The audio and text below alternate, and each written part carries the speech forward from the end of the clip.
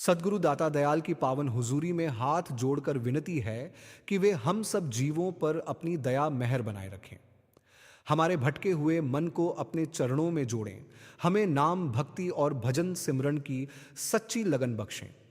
सद्गुरु ऐसा आशीर्वाद दें कि यह मन दुनिया की नश्वर चीजों में उलझने के बजाय उनके शब्द से जुड़ने लगे। दाता जी, हम कमजोर हैं, मन और माया के वश में हैं। हर रोज भूल जाते हैं कि यह मनुष्य जन्म कितनी बड़ी दात है। अपनी कृपा से हमें अपनी रजा में रहना सिखाइए, अहंकार और विकारों से बचाइए और हमारे भीतर प्रेम, दया, नम्रता और सिमरन की भावना जागृत कीजिए। हे सद्गुरु, जिस प्रकार आपने अनगिनत जीवों का उद्धार किया है, उसी प्रकार हमारी भी बांह पकड़ लीजिए। हमें ऐसा विवेक दीजिए कि हम इस नश्वर संसार में रहते हुए भी अपने असली घर को न भूलें। हमारी सूरत को अपने शब्द से जोड़ दीजिए ताकि यह जीवन सफल हो जाए। कृपा करके सत्संग पर अपना प्रेम भरा कमेंट जरूर करें। वीडियो को लाइक और शेयर भी करें ताकि और जीवों तक भी सद्गुरु का संदेश पहुंच सके। हो सकता है किसी दुखी मन को इन शब्दों से सहारा मिल जाए, किसी भटकी हुई सूरत को अपने घर की याद आ जाए। सद्गुरु सब पर अपनी दया मेहर बनाए रखें। साध संगत जी, सद्गुरु की दया से आज हमें फिर से सत्संग सुनने और समझने का अवसर मिला है। आइए प्रेम और श्रद्धा के साथ सद्गुरु की वाणी का चिंतन करें और अपने जीवन को उनकी रजा में ढालने का प्रयास करें। हम जब सुखी होते हैं तो और सुख ढूंढने लगते हैं और सुख की चाहत रखते हैं, और अगर दुखी होते हैं तब तो सुख के पीछे हम भागते ही हैं। सुख दुख के इस चक्कर में अपने जीवन के असली मकसद को, परमात्मा को भूल जाते हैं। स्वामी जी आगे कहते हैं, हाँ हाँ कर जन्म बिताई, कर्ता की बूझ ना आई। अहंकार इतना जबरदस्त पर्दा हमारी आंखों के आगे पड़ा हुआ है कि हम उसके पार देख ही नहीं पाते। मैं, मेरी, मेरा घर, मेरा ओहदा, मेरी जायदाद, मेरे बेटा बेटी, मेरे नाती पोते, इसी अहंकार में आए, इसी में चले जाएंगे। ये भूल ही गए कि यहां अनेकों जीव जंतु हैं, अनगिनत पेड़ पौधे हैं।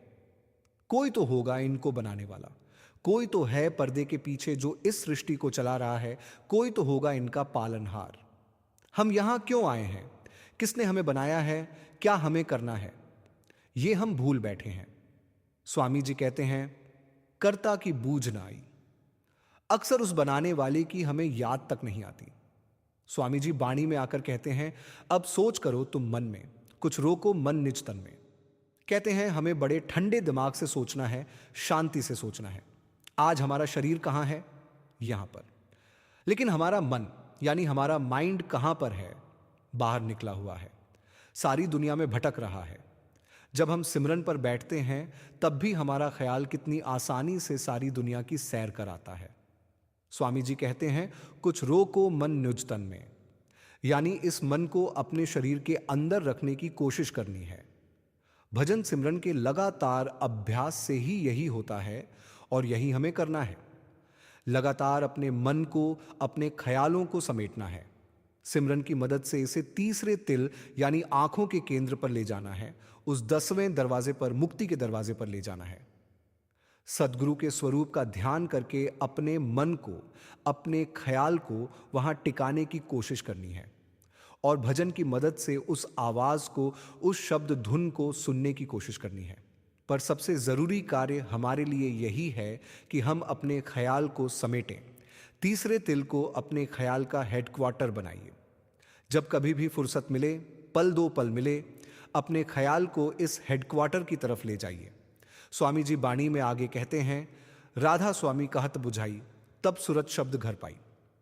अंत में पहेली को बुझाते हुए कहते हैं कि जब हम अपने मन को अपने तन में ले आएंगे, यानी अपने ख्याल को अंदर समेटेंगे, एक समय ऐसा आएगा जब वो बाहर जाना छोड़ देगा, विषय विकारों का साथ छोड़ देगा। तब वो अनहद शब्द जो लगातार हमें बुला रहा है, अगर हम उसे प्रेम पूर्वक सुनेंगे, उससे जीव लगाएंगे, तो हमारी सूरत खुद ब खुद अपने असली घर, शाश्वत धाम में जाकर टिक जाएगी। ईसा मसीह कहते हैं, यहां अगर तुम मेरे शब्द से जुड़े रहते हो तो तुम मेरे सच्चे शिष्य हो, तभी तुम सत्य को जान सकोगे और वह सत्य तुम्हें आजाद कर देगा। कबीर साहिब लिखते हैं, कोटि नाम संसार में, ताते मुक्ति न हुए, आदि नाम जो गुप्त है, बूझे बिरला कोय। कहते हैं संसार में करोड़ों नाम हैं, मगर उन सबसे मुक्ति नहीं हो सकती। जो असल नाम है, जो आदि काल से चला आ रहा है, जो गुप्त है, उसे कोई विरला ही जान पाता है। अब नाम की प्राप्ति करनी है तो सबसे पहले हमें क्या करना होगा? स्वामी जी वाणी में आगे कहते हैं, सत्संग अब करो बनाई, गुरु गहो भान सुनाई। नाम और शब्द को पाना और उससे भी पहले अपने ख्याल को इकट्ठा करके एकाग्रता में लाना कोई आसान कार्य नहीं है। हमारा मन, हमारा ख्याल न जाने कितने जन्मों से बाहरी दुनिया में भटक रहा है। स्वामी जी कहते हैं, सबसे पहले हमें सत्संगों में जाना है, पूरे सतगुरु की शरण में जाना होगा। कहते हैं, हमें पहले सच का साथ लेना होगा। सदगुरु अपने सत्संगों और अपने उपदेशों के माध्यम से बताते हैं कि क्या सच है और क्या झूठ। हम सब ये मानते हैं कि मनुष्य बहुत होशियार है, बहुत स्मार्ट है। मनुष्य ने कंप्यूटर तक बना लिया, बड़े बड़े आविष्कार कर लिए। नफा नुकसान का हमें इतना अंदाजा है कि मजाल है 1 रुपया भी इधर उधर हो जाए। पर हमें कुछ बहुत साधारण सी बातें समझ नहीं आती, जैसे हमारे विवेक पर कोई ताला चढ़ा हुआ हो। हम रोज देखते हैं कि जब किसी की मृत्यु होती है, वो 1 पैसा भी अपने साथ नहीं ले जाता, फिर भी हमें असर नहीं होता। हम लगे पड़े हैं पैसा कमाने में, पैसा बचाने में। फुर्सत ही नहीं मिलती दुनिया के कामों से। परमात्मा को पाने के लिए समय ही नहीं है। सरदार बहादुर महाराज जी कहा करते थे कि मनुष्य उस मजदूर की तरह है जो दिन भर मेहनत करता है, पर शाम को खाली हाथ लौटता है। सोचने की बात है कि हमारी जिंदगी के अंत में हमारी झोली में क्या होगा। तुलसी साहिब कहते हैं, चलना तो हमें जरूर है, रहना यहां नहीं, काली के मिलब अजूर से, गांठी कच्छू नाही। जब जाना निश्चित है तो आखिर हम अपने साथ क्या ले जाएंगे?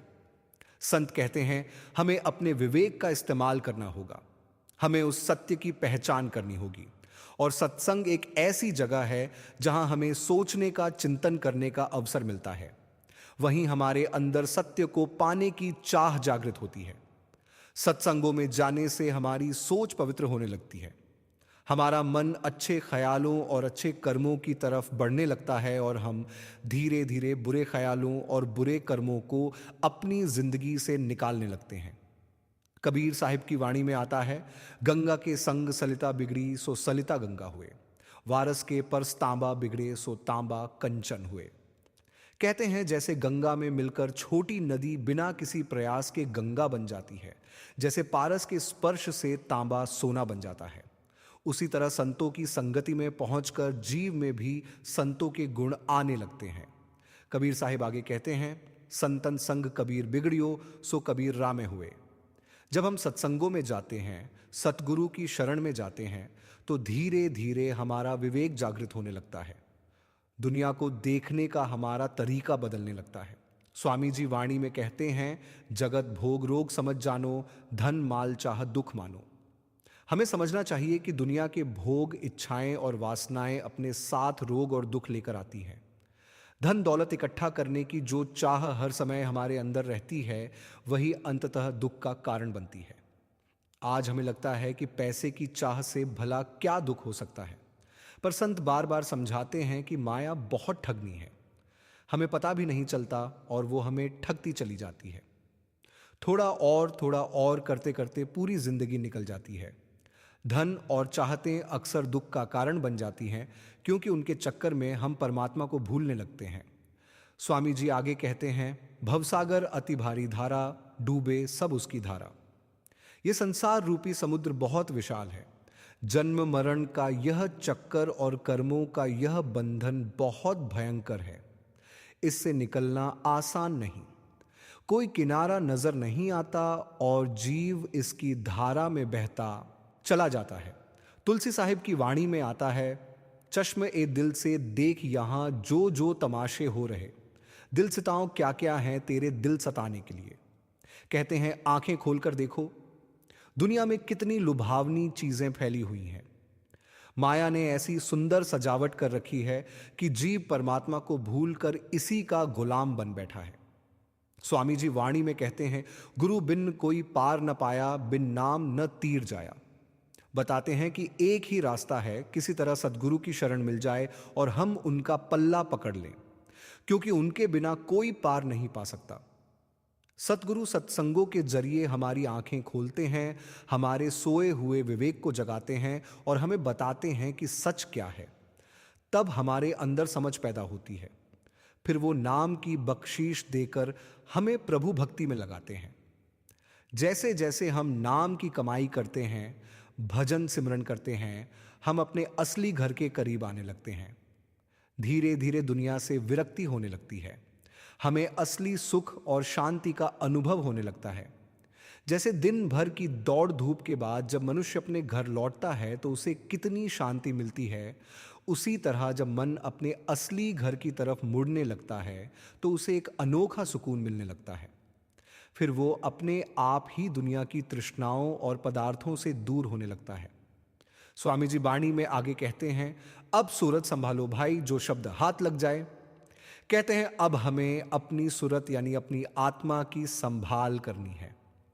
संत बताते हैं कि करोड़ों जन्म बीत गए और हमारी आत्मा इसी संसार में भटकती रही। वाणी में आता है, बहुत जन्म बिछुड़े थे माधो, यह जन्म तुम्हारे लेखे। कई जन्मों से हम परमात्मा से बिछड़े हुए हैं। अब यह मनुष्य जन्म मिला है तो कुछ ऐसा करें कि हम उसके हो जाइए। स्वामी जी कहते हैं, अब हमें अपनी सूरत को परमात्मा की भक्ति में लगाना है। नाम की कमाई करनी है ताकि हम उस शब्द को, उस अनहद आवाज को पकड़ सकें और परमात्मा से मिलान कर सकें। स्वामी जी वाणी में आगे कहते हैं, मन इंद्री तन भरमाए, दुख सुख में गए भुलाए। हमारा मन, हमारी इंद्रियां और यह शरीर हमें पूरी जिंदगी भ्रम में रखता है। मन इंद्रियों का गुलाम बनकर काम, क्रोध, लोभ, मोह और अहंकार में फंस जाता है। कभी दुनिया के रसों में सुख मिलता है, कभी दुख मिलता है और इसी चक्कर में हम अपने जीवन के असली मकसद को भूल जाते हैं। संत इसलिए बार बार समझाते हैं कि यह मनुष्य जन्म बहुत कीमती है। इसे केवल खाने पीने, कमाने और इच्छाओं में बिताने के लिए नहीं मिला। यह अवसर उस परमात्मा को पाने के लिए मिला है जिसने हमें इस संसार में भेजा है।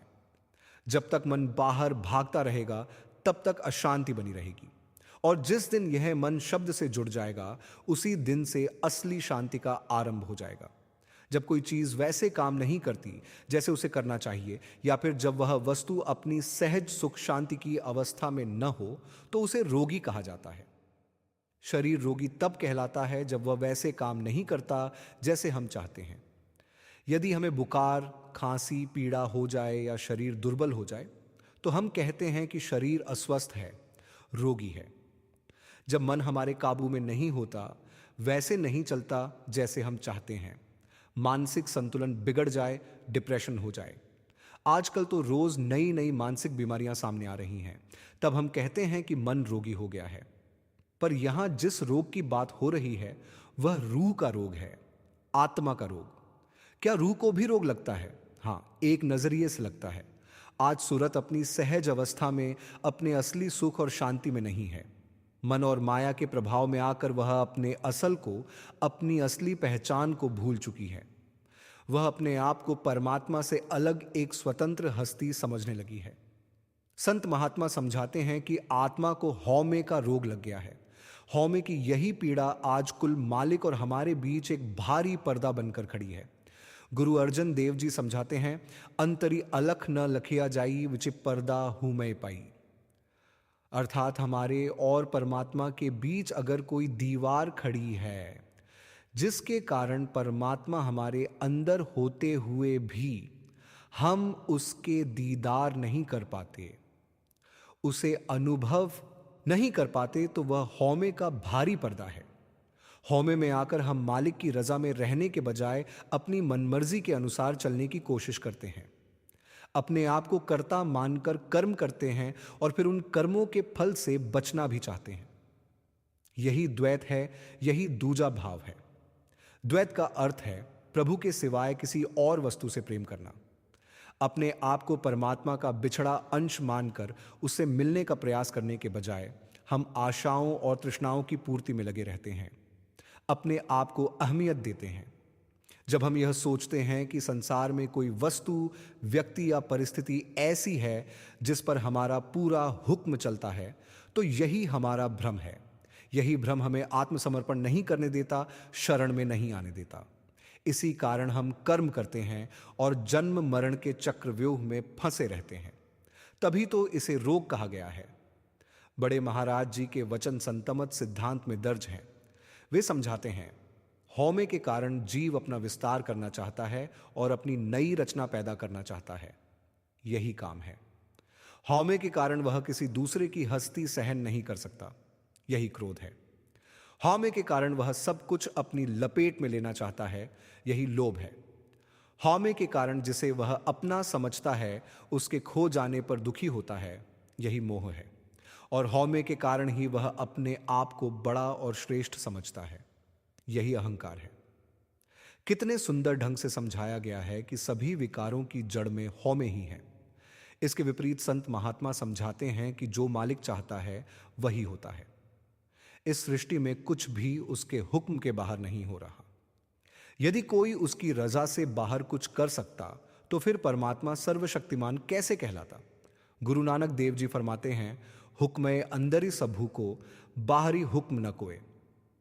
अर्थात सब कुछ परमात्मा के हुक्म में ही हो रहा है, उसके हुक्म से बाहर कुछ भी नहीं।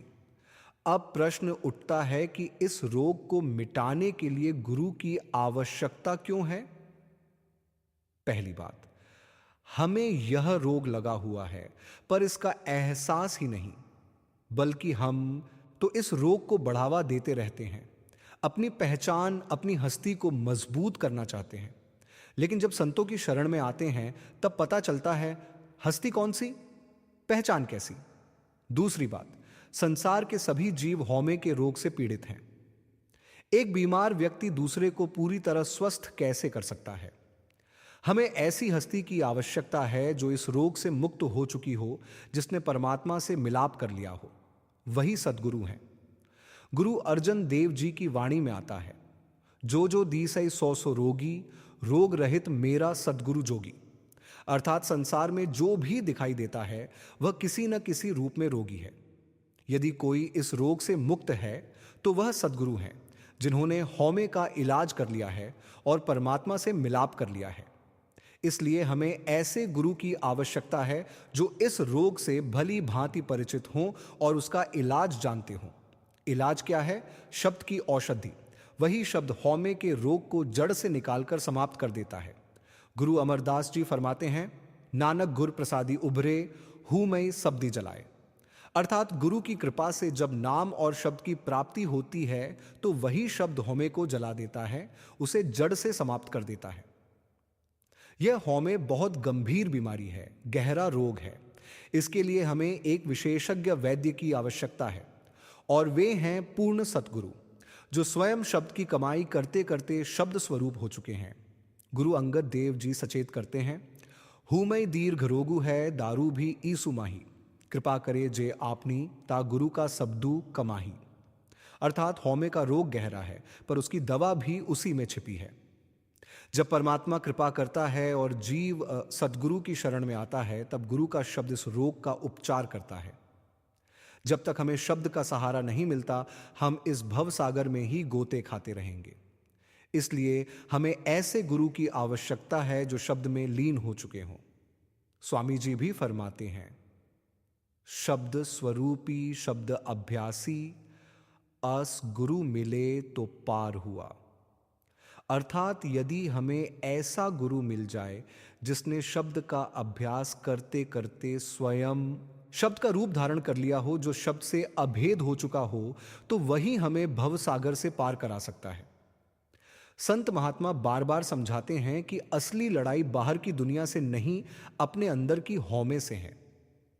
जिस दिन यह हौमे टूटने लगती है, उसी दिन से आत्मा को अपने असली घर की याद आने लगती है। फिर धीरे धीरे मन शांत होने लगता है और जीव को उस सच्चे सुख का अनुभव होने लगता है जिसे दुनिया की कोई वस्तु कभी नहीं दे सकती। बानी में गुरु अमरदास जी आगे फरमाते हैं, मन ही नुज घरी वासा हुए, राम नामु सलाहि तू, फिर आवन जान न हुए। अब रोग और वैद्य रूप गुरु के बारे में बताकर गुरु साहिब इलाज और मार्ग की ओर आते हैं। समझा रहे हैं कि हमारा असली लक्ष्य अपने निज घर सतलोक या सचखंड में पहुंचना है। इसके लिए हमें कोई कठोर तपस्या नहीं करनी, परिवार और संसार का त्याग नहीं करना, जंगलों में जाकर सन्यासी नहीं बनना। हमें अपने ही शरीर के भीतर बैठकर राम नाम का स्मरण करना है, नाम की कमाई करनी है, जिसे संत महात्मा भजन सिमरन का अभ्यास भी कहते हैं। जब हम ऐसा करेंगे तब धीरे धीरे 84 के जन्म मरण के चक्र से निकलकर अपने असली घर पहुंच जाएंगे। गुरु नानक देव जी भी यही बात स्पष्ट करते हैं, सब्दी मरे तिसु निज घरी वासा आवन जान रह चुकाई। अर्थात जो जीव शब्द से जुड़कर जीते जी मर जाता है, यानी जिसकी सूरत संसार से हटकर शब्द में लीन हो जाती है, उसकी आशाएं और तृष्णाएं समाप्त होने लगती हैं। फिर जन्म मरण के चक्र में पड़ने का प्रश्न ही नहीं उठता। गुरु साहिब आगे फरमाते हैं, हरि एको दाता व्रतदा दूजा आवर न कोई, सब्दी सलाहे मणि वसे सहजे ही सुखू होए। अब गुरु साहिब हमें दिलासा दे रहे हैं। जैसे कोई अनुभवी वैद्य एक रोगी को समझाता है और उसका भय दूर करता है, वैसे ही गुरु समझाते हैं कि यह चिंता मत करो कि यदि हम हौमे को छोड़ देंगे, अपने अस्तित्व को अहमियत देना कम कर देंगे, तो हमारा काम काज कैसे चलेगा, परिवार कैसे चलेगा, दुनिया कैसे चलेगी। गुरु साहिब कहते हैं, नहीं, सब कुछ कुल मालिक के हाथ में है। पूरी कायनात में केवल उसी का हुक्म चल रहा है। वही आदिकाल से सत्य है, वही अविनाशी है। गुरुवाणी में एक और जगह गुरु अमरदास जी फरमाते हैं, एको अमरू एको पातिसाहू जुगु जुगु सिरकार बनाई। अर्थात परमात्मा एक है, उसका कानून, उसका हुक्म पूरी सृष्टि में समान रूप से चल रहा है। कोई भी शक्ति उसके बराबर नहीं हो सकती। वह किसी का जवाबदेह नहीं है, न कोई उसके विधान में रोक लगा सकता है।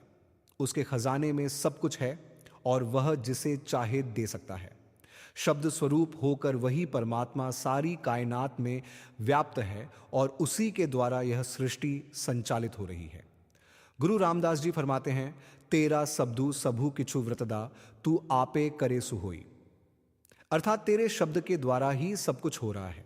जो तू चाहता है वही होता है। तेरे हुक्म के बिना इस सृष्टि में कुछ भी संभव नहीं। उसी मालिक ने अपने मिलने का एक प्राकृतिक नियम बनाया है, नाम से जुड़ना, शब्द की कमाई करना। यदि हौमे का रोग उसी ने बनाया है तो उसकी दवा भी उसी ने बनाई है, और वह दवा है नाम, शब्द। उसी शब्द से सृष्टि की रचना हुई और उसी से उसकी संभाल हो रही है। यदि हम शब्द को अपने मन में बसा लें तो फिर हमें किसी और चीज की चिंता करने की आवश्यकता नहीं रहती। जब शब्द हमारा हो जाता है तब परमात्मा भी अपना लगने लगता है, और जब परमात्मा अपना हो जाए तो फिर सारी सृष्टि भी अपनी प्रतीत होने लगती है। तब सहज रूप में एक स्थायी सुख शांति भीतर उतरने लगती है। ऐसी शांति जो परिस्थितियों के बदलने से समाप्त नहीं होती। परमात्मा ही समय समय पर अपनी सरकारों को, पूर्ण सद्गुरुओं को इस संसार में भेजता है, जो जीवों के उद्धार के लिए आते हैं। उन्हीं पूर्ण गुरु के माध्यम से हमें नाम की दौलत मिलती है और उसी नाम के सहारे हम परमात्मा तक पहुंच सकते हैं। गुरु अमरदास जी एक और स्थान पर फरमाते हैं, सचे शब्दी सच्ची पथ हुई, बिनु नावै मुक्ति न हुई। बिनु सतगुरु कोई नावू न पावै, ऐसी बनत बनाई। अर्थात सच्चे शब्द से जुड़कर ही जीव वह सच्ची इज्जत प्राप्त करता है, जिससे वह परमात्मा की हजूरी में पहुंच सकता है। नाम के बिना मुक्ति का कोई दूसरा मार्ग नहीं। साथ ही गुरु साहिब यह भी स्पष्ट कर देते हैं कि यह परमात्मा का विधान है कि सतगुरु के बिना कोई नाम का खजाना प्राप्त नहीं कर सकता। यही उसकी बनाई हुई व्यवस्था है और कोई भी उसके विधान से बाहर नहीं चल सकता। गुरु साहिब यह भी समझाते हैं कि परमात्मा से कुछ छिपा नहीं है। वह सब देखता है, सब जानता है, चाहे वह भूतकाल हो, वर्तमान हो या भविष्य। हमारी दृष्टि सीमित है, लेकिन सतगुरु की दृष्टि सीमित नहीं।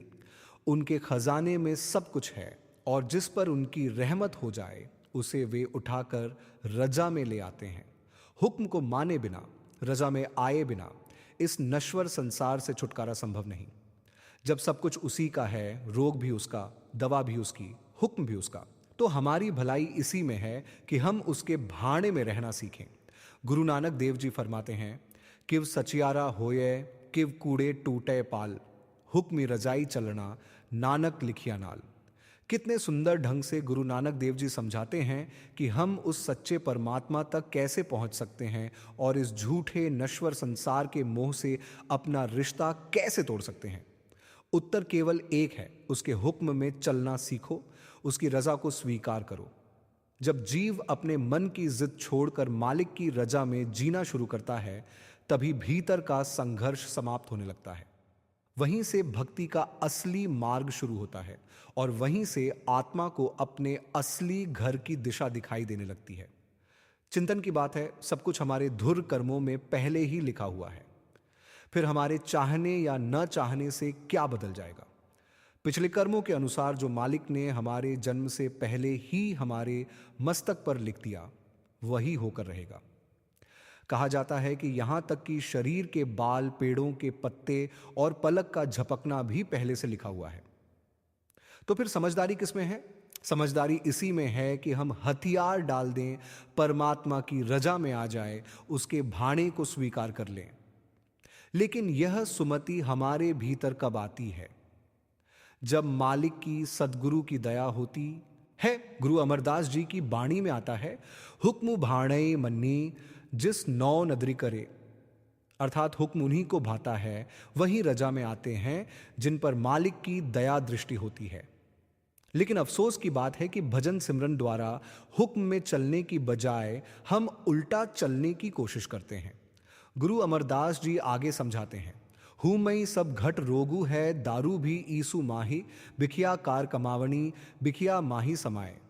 हमारी कितनी लंबी चौड़ी योजनाएं होती हैं। हम सोचते हैं कि यदि सब कुछ हमारी इच्छा के अनुसार होने लगे तो शायद हम हमेशा के लिए सुखी हो जाएंगे। लेकिन क्या इस संसार में कोई ऐसा है जिसे केवल सुख ही मिला हो? क्या किसी ने ऐसा मनुष्य देखा है जिसे कभी दुख न मिला हो? फिर हम किस आशा में बैठे हैं? हम सोचते हैं कि सब कुछ हमारे बस में है। इसी अहंकार में हम 10-20 साल आगे तक की योजनाएं बना लेते हैं, अपने लिए ही नहीं, बच्चों और आने वाली पीढ़ियों के लिए भी। मानो हम परमात्मा से कह रहे हों, दुनिया कैसे चलानी है ये हमसे पूछो। संत महात्मा समझाते हैं कि यदि परमात्मा सबकी इच्छाएं पूरी करने लगे तो इस संसार में अराजकता फैल जाए।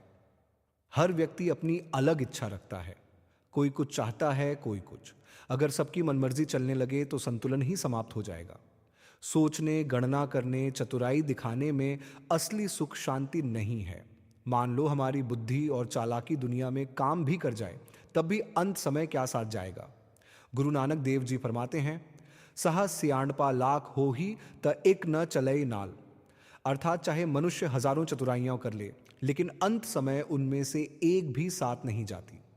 गुरु अमरदास जी आगे कहते हैं, बिखिया कार कमावनी, बिखिया माही समाए। यदि हम संसार के नश्वर पदार्थों में ही लीन रहेंगे तो उतना ही अधिक इस संसार से बनते जाएंगे।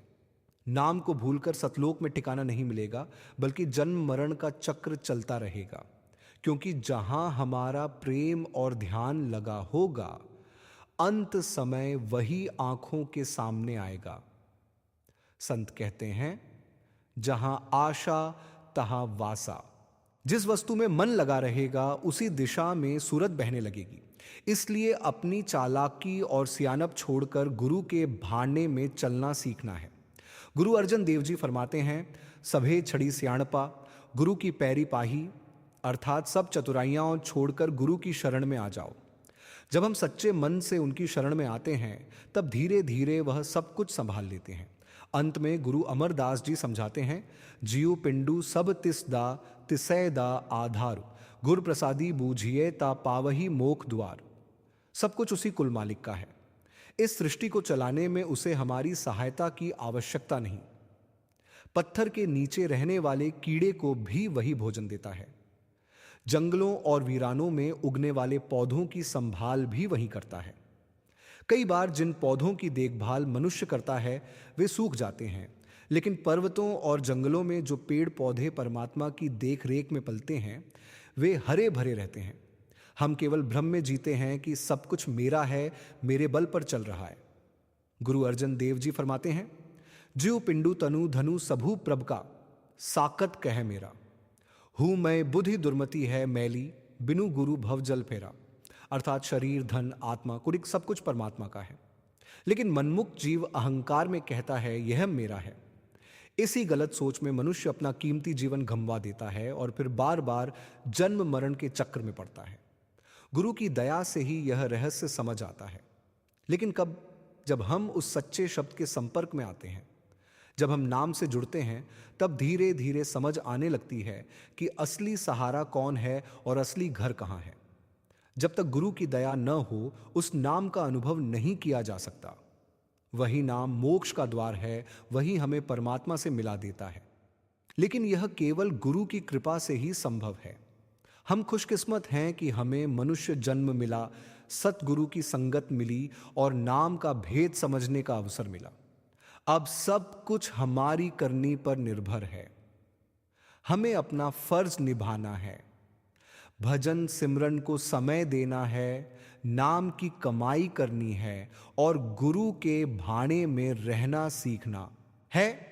जब जीव धीरे धीरे अपनी जिद छोड़कर मालिक की रजा को स्वीकार करना शुरू करता है, तभी भीतर का बोझ हल्का होने लगता है। फिर जीवन लड़ाई नहीं लगता, बल्कि एक यात्रा बन जाता है। ऐसी यात्रा जो अंततः आत्मा को उसके निज धाम, उसके असली घर तक पहुंचा देती है।